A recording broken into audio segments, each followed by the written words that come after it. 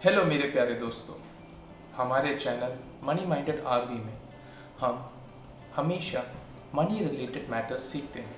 यहाँ पे हम फिनेंशियल कैलकुलेशंस सीखते हैं, फिनेंशियल डिसीजंस कैसे लेते सीखते हैं, कहाँ पे इन्वेस्ट करना सीखते हैं, क्या क्या इन्वेस्टमेंट करते हैं। हम हर चीज़ को डिटेल्स में बारीकी से सीखते हैं।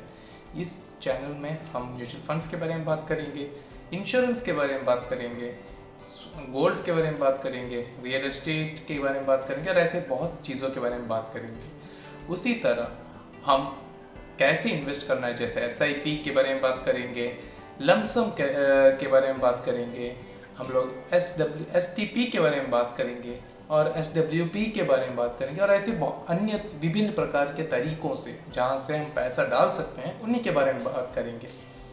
अगर आपको हमारा चैनल और हमारे वीडियो से कुछ भी अच्छा लगा या फिर आपकी ज़िंदगी में कुछ भी परिवर्तन वो ला सके तो कृपया हमारे वीडियो को लाइक करें।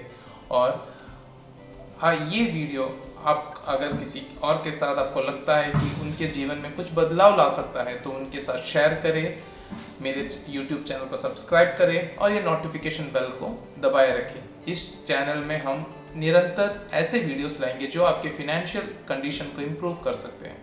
तो आज के टॉपिक ऑफ डिस्कशन पर चलते हैं। Best of luck. हेलो मेरे प्यारे दोस्तों, तो आज हम लोग सीखने वाले हैं निवेश करने का एक नया तरीका जिससे कि हम लोग सब जानते हैं SIP के नाम पर। S का मतलब होता है सिस्टमैटिक, I का मतलब होता है इन्वेस्टमेंट, P का मतलब होता है plan. Systematic investment plan. Systematic माने एक नियंत्रित तरीके से म्यूचुअल फंड्स में निवेश करने के तरीके को हम लोग SIP बोलते हैं। पहले हम चलते हैं देखते हैं कि SIP क्या होता है। पहले SIP क्या होता है कि म्यूचुअल फंड्स अगर आपको म्यूचुअल फंड्स के बारे में और जानना है कि म्यूचुअल फंड्स क्या होते हैं, कैसे एक्ट करते हैं, तो मेरे बाकी सारे वीडियोस देख लीजिएगा, उससे आपको और थोड़ा अच्छा अंडरस्टैंडिंग मिलेगा। SIP में क्या होता है कि सपोज एक 10-15 लोग मिलके एक फंड मैनेजर का अपॉइंट करते हैं। ये 10 लोग हर महीने फंड मैनेजर को 1000 रुपया देते हैं, तो कितना बना 10,000। ये 10,000 रुपये ये फंड मैनेजर लेके इन्वेस्ट करता है। कभी वो रिलायंस का स्टॉक खरीद लेता है, कभी वो HDFC का स्टॉक खरीद लेता है। ये सब वो अपने हिसाब से करता है।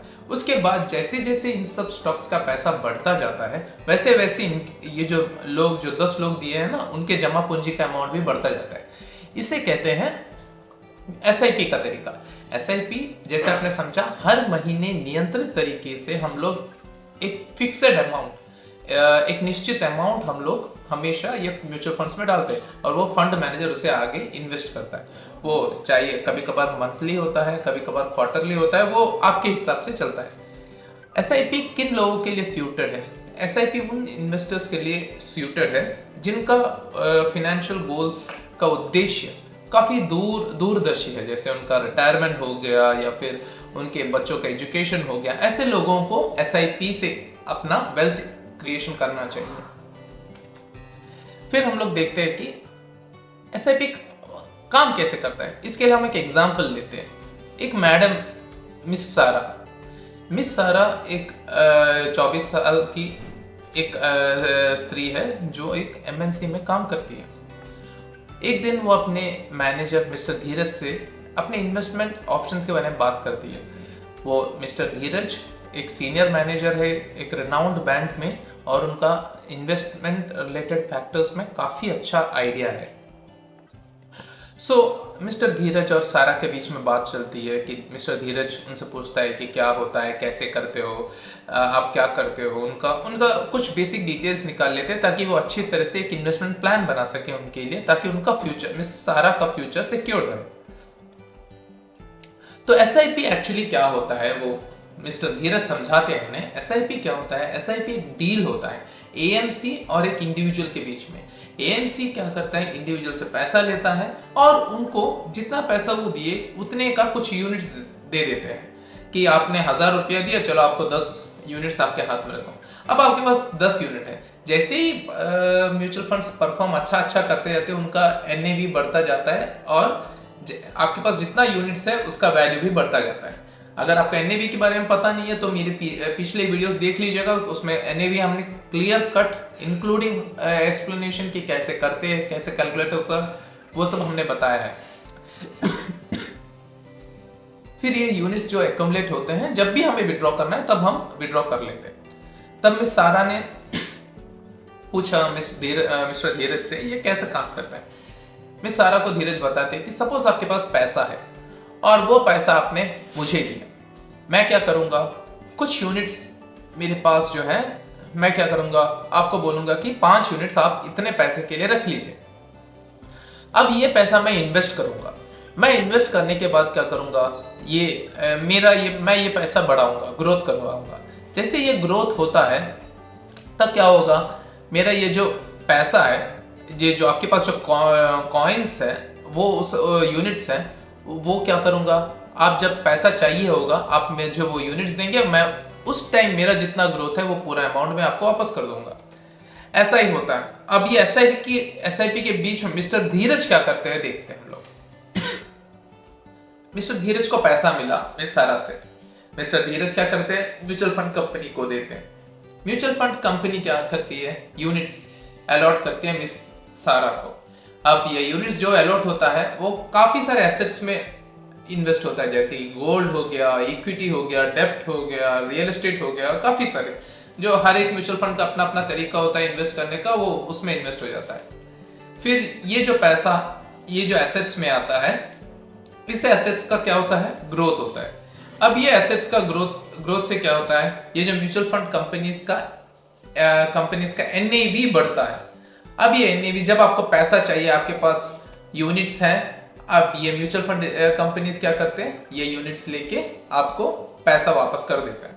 As simple as that. अगर आपको समझ में नहीं आया, ये वीडियो पॉज कर दीजिए और एक बार स्टार्टिंग से सुन लीजिए उसका वर्किंग क्या होता है, तब आपको और भी अच्छी तरह से समझ में आ जाएगा। एंड अब एक एग्जांपल देखते हैं हम लोग SIP कैसे काम करती है एक्सेल शीट में। हमने एक्चुअली एक्सेल शीट में काम करना हमने सिर्फ 12 महीने का लगाया, क्योंकि 24 महीने का लगाते लगाते बहुत बड़ा हो जाते हैं। देखिए SIP हम लोग सोचते हैं एक अमाउंट SIP का 1000 रुपीज़ वो हर महीने डिपॉजिट करते हैं 12 महीने तक। अब 12 महीने तक वो डिपॉजिट करते हैं तो उनका क्या होता है, देखो वो जब स्टार्टिंग में लेते हैं उनका NAV कितना रहता है, 284 रुपीज़ 23 पैसे। अब हर महीने ऐसा चेंज होता है। देखिए आपने देखा कितना वाइड वेरिएशन होता है, इतना वाइड वेरिएशन नहीं होता, लेकिन फिर भी हमने इतना वाइड वेरिएशन इसलिए लिया ताकि आपको पता चले कि इतना वेरिएशन होने से भी SIP में कोई ज़्यादा घाटा नहीं आता। SIP में आपको डेली देखने की ज़रूरत नहीं है, 18 महीना 20 महीने में एक बार देखने की ज़रूरत है कि आपका फंड परफॉर्म कर रहा है कि नहीं। देखिए जब स्टार्टिंग हुआ 284 का था, एंडिंग होते समय 281 का था, बीच में क्या हुआ, बीच में बहुत बार कम गया, बहुत बार बढ़ गया, वैसे सब गया। इसलिए क्या हुआ, टोटल कॉस्ट जो एक्वायर करने का था उसे कहते हैं एवरेज NAV, वो कम गया, वो 266.55 है। अब क्या हुआ, देखो अब 266.55 उसका एवरेज NAV आया। अब यूनिट्स कितना है उनके पास आता है 45.16। अब उनका गेन है, क्योंकि 12 महीने में आपने 12,000 डाला, आपको अभी 12,700 रुपया आपका बाकी है। ये है उसका एग्जाम्पल। अब benefits of SIP। Benefits of SIP में सबसे पहला है आपका lighter on wallet. Lighter on wallet माने, देखो आप 500 रुपये से स्टार्ट कर सकते हो। ऐसा कौन सा स्कीम है जो आपको 500 से स्टार्ट कर सकते हो। आपको LIC का प्लान भी देख लो, वो ये 1000-2000 महीने से नीचे नहीं आता। आप देख लो, ये लाइटर ऑन वॉलेट है। फिर दूसरा है, ये कुछ कंपनीज के SIP तो 100 रुपये से स्टार्ट करते हैं। फिर दूसरा है मेक्स मार्केट टाइमिंग इररिलेवेंट। जैसे आपने देखा कि हमने हाई में इन्वेस्ट किया लेकिन लो में भी इन्वेस्ट हुआ, ऐसे करते करते क्या हुआ, हमारा एवरेज NAV कम गया। इसलिए हमें मार्केट को टाइम करने की जरूरत नहीं है, हमें ये देखने की जरूरत नहीं है कि मार्केट अभी ऊपर है कि नीचे है। जब भी हमें इन्वेस्ट करना है, हमें SIP में स्टार्ट कर देना है। और तीसरा एडवांटेज है रुपी कॉस्ट एवरेजिंग। रुपी कॉस्ट एवरेजिंग का एग्जांपल आपने अभी देख लिया, 284 में खरीदा उन्होंने, लेकिन 12 महीने में मार्केट गिरा बढ़ा, इसलिए उनका एवरेज NAV क्या हुआ, कम हो गया, 266.65 हो गया। उससे क्या हो गया, उनका टोटल कॉस्ट जो इतना यूनिट्स खरीदने के लिए उन्हें एक यूनिट का कॉस्ट जो पड़ा वो कम गया। जैसे आप बाजार से 1 किलो टमाटर 10 रुपए का लाए, 1 किलो टमाटर 8 रुपए का लाए, 1 किलो टमाटर 6 रुपए का लाए, तो आपने टोटल कितना लाया, कितना पड़ा आपको? 6 8 20, 6 8 10 माने 24 रुपीज़। अब 3 किलो आपके पास है, 24 रुपीज़ माने एवरेज कॉस्ट कितना पड़ा आपका? 8 रुपया। आपका प्रॉफिट हो गया ना। देखिए आपने 3 जगह से 3 डिफरेंट अमाउंट में खरीदा। वैसे ही हर महीने अमाउंट एज वो एसआईपी का एनएवी वैरी करता है, इसलिए आपका टोटल कॉस्ट हमेशा कम जाता है। फिर नेक्स्ट आता है हमारा benefits from power of compounding. Power of compounding का बेनिफिट आपने देखा, जैसे ही यूनिट्स ऐड होते होते जाते हैं, जैसे ही ग्रोथ होता है कंपनी का, आपका यूनिट्स का वैल्यू इंक्रीज होता है, इसे पावर ऑफ कंपाउंडिंग कहते हैं। फिर नेक्स्ट आता है आपका गोल प्लानिंग के लिए हेल्प करता है। जैसे आपको लगता है कि आपका गोल रिटायरमेंट में आपको 5 करोड़ रुपया कमाना है, तो आप प्लान कर सकते हो कितना रुपया हम एसआईपी में अभी डालेंगे ताकि हमें 5 करोड़ मिल सके। तो आप वैसे प्लान कर, सपोज आपका 10 साल के बाद आपको एक नया कार खरीदना है, तो आप अभी से प्लान कर सकते हो। हर चीज आपकी जिंदगी में आप प्लान कर सकते हो, वो एक बहुत बड़ा बेनिफिट रहता है इससे। लास्ट बेनिफिट है आपका टैक्स एफिशिएंट। अब देखिए, आप अगर एफडी में डालेंगे 12,000 रुपए का 700 रुपया ये बना, उसका नाम क्या था? प्रॉफिट बना। जैसे हमारे प्रीवियस स्लाइड में, अगर आपको समझ में नहीं आता तो पॉज करके प्रीवियस स्लाइड देखिएगा। प्रीवियस स्लाइड में आपका गेन, आपका प्रॉफिट रहा 12,704। अब ये 704 रुपया अगर आप एफडी में ये टोटल अमाउंट अगर आपने आरडी किया होता तो ये 704 रुपए का आपको टैक्स देना पड़ता। लेकिन म्यूचुअल फंड में आपको जो भी ग्रोथ है उसका टैक्स नहीं देना पड़ता। आपको टैक्स तभी देना पड़ता है जब आप पैसा निकालते हो। इसे कहते हैं कैपिटल गेन्स टैक्स। वरना अगर आप पैसा नहीं निकालते हो, रहने देते हो, तो आप उतना टैक्स बच जाता है आपका। तो ये है टैक्स एफिशिएंसी। फिर उसके बाद टैक्स हार्वेस्ट कैसे करना है वो हम अपनी वीडियोस में डालते रहेंगे। आप स्टे ट्यून्ड, आप देखिएगा और उससे आप बहुत कुछ समझ पाओगे। और उसके बाद टैक्सेशन, एसआईपी में टैक्स कैसे होता है? ये जो टैक्स होता है ना, टैक्स वो जो अमाउंट आपका जो गेन हुआ, जैसे आपने 12,000 डाला, 12,700 अभी 1 साल के बाद है, 12,700 पर टैक्स नहीं लगता। 12,000 आपने डाले तभी आपको 12,700 मिला, तो आपका गेन कितना है? 700 रुपए ऊपर आपका टैक्स रहेगा, 704 रुपए के आसपास उसका ऊपर आपका टैक्स रहेगा। लेकिन टैक्स का स्लैब कैसा है? टैक्स का स्लैब अभी इंडिया में दो टाइप है। एक है शॉर्ट टर्म कैपिटल गेन, एक है लॉन्ग टर्म कैपिटल गेन, माने कम अवधि के कैपिटल गेन, और ये है ऊंचे अवधि के कैपिटल गेन्स। जब इक्विटी फंड्स होते हैं, इक्विटी फंड्स माने जो फंड्स 80% से ज्यादा, ये 65% से ज्यादा इक्विटी में इन्वेस्ट करते हैं, माने शेयर मार्केट में इन्वेस्ट करते हैं, उन्हें हम इक्विटी फंड्स बोलते हैं। इक्विटी फंड्स में शॉर्ट टर्म कैपिटल गेन्स माने कम अवधि के कैपिटल गेन्स रहते हैं 15%। कैपिटल गेन्स का मतलब रहता है जैसे हमने पहले 12,000 डाल के 12,700 हमें मिला, तो ये जो 700 रुपया होता है वो है कैपिटल गेन्स। तो अगर वो अवधि 1 साल से कम होता है तो हम उसे शॉर्ट टर्म कैपिटल गेन्स बोलते हैं। अगर 1 साल से ज्यादा होता है लॉन्ग टर्म कैपिटल गेन्स बोलते हैं इक्विटी फंड के केस में। अगर वही चीज जब हम डेब्ट फंड के केस में आता है, वो अवधि 3 साल का हो जाता है। जैसे अगर आप 3 साल से पहले ले लेते हो तो आपका शॉर्ट टर्म कैपिटल गेन्स बोला जाता है, अगर आप 3 साल के बाद लेते हो तो आपका लॉन्ग टर्म कैपिटल गेन्स बोला जाता है डेब्ट फंड्स में। नॉन इक्विटी माने आप डेब्ट ही समझो, बाकी कुछ फंड्स देखने की जरूरत नहीं है। अब इसमें इक्विटी फंड्स में क्या होता है कि आपका 15% शॉर्ट टर्म कैपिटल गेन्स बड़ा, आपका 15% टैक्स लगता है। लॉन्ग टर्म कैपिटल गेन्स बना, आपका 10% टैक्स बनता है। लेकिन ये 10% में एक कैच भी है। सपोज आपने 1 लाख डाला 5 साल पहले, अब 5 साल के बाद आपका वो है 1 लाख 3 लाख बन गया, सोच लीजिए, तो आपका गेन्स कितना आया? 2 लाख। एक्चुअली आपको कितना? 2 लाख के ऊपर 10% टैक्स देना है, राइट? लेकिन नहीं, सरकार ने बोला ठीक है चलो आप 2 लाख आपने 1 लाख आपने इन्वेस्ट किया था, आपको 2 लाख मिला, उसमें से 1 लाख में आपको टैक्स नहीं देना, माने 2 लाख से 1 लाख कम कर दो, बाकी 1 लाख बचा।